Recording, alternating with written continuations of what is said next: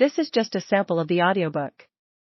To get the complete audiobook, access the link posted in the first comment.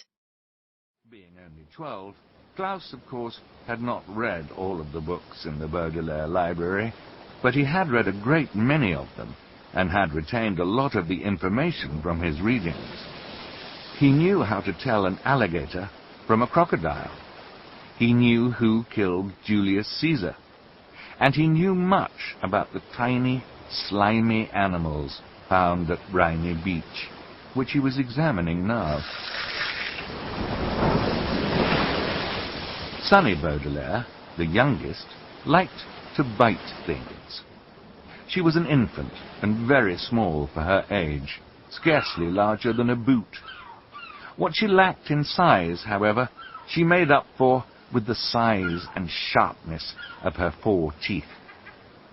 Sunny was at an age where one mostly speaks in a series of unintelligible shrieks, except when she used the few actual words in her vocabulary, like bottle, mommy, and bite. Most people had trouble understanding what it was that Sunny was saying.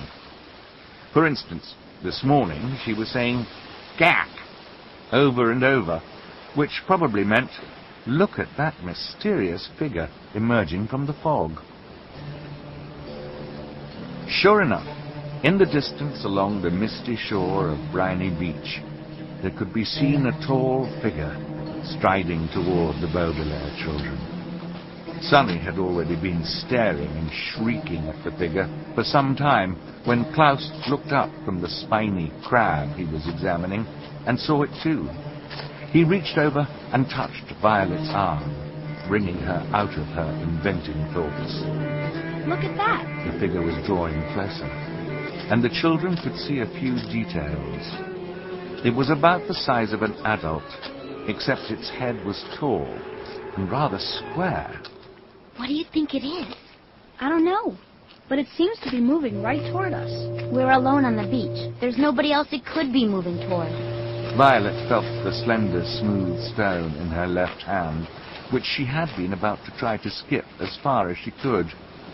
She had a sudden thought to throw it at the figure, because it seemed so frightening. It only seems scary because of all the mist. This was true. As the figure reached them, the children saw with relief that it was not anybody frightening at all, but somebody they knew, Mr. Poe. Mr. Poe was a friend of Mr. and Mrs. Baudelaire's, whom the children had met many times at dinner parties. A toast, please. To your bright eyes.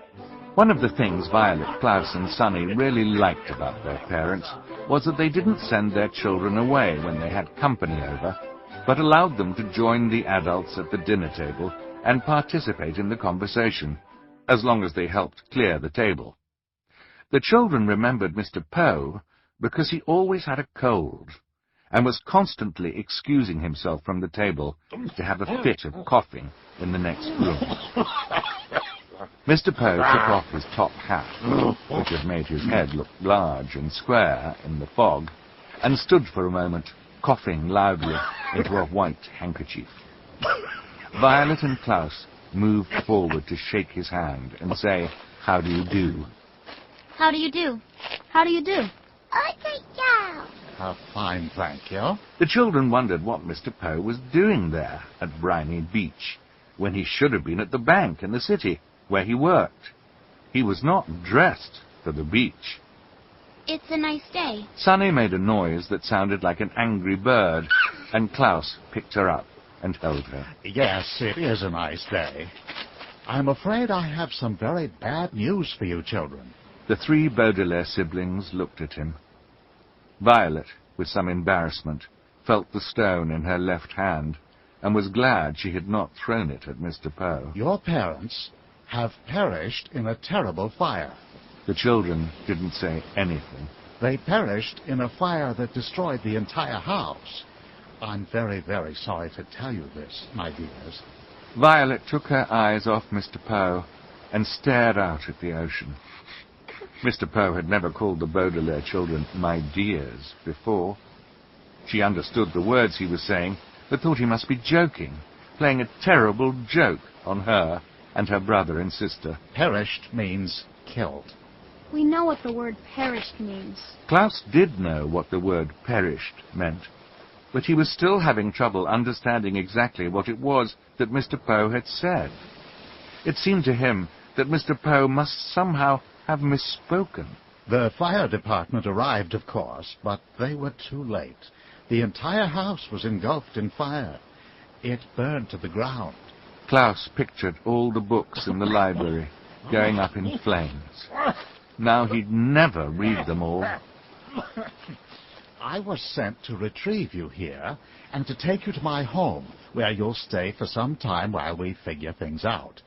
I am the executor of your parents' estate.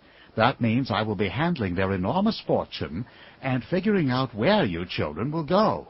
When Violet comes of age, the fortune will be yours, but the bank will take charge of it until you're old enough. Although he said he was the executor, Violet felt like Mr. Poe was the executioner. He had simply walked down the beach to them and changed their lives forever. Come with me. Mr. Poe held out his hand. In order to take it, Violet had to drop the stone she was holding.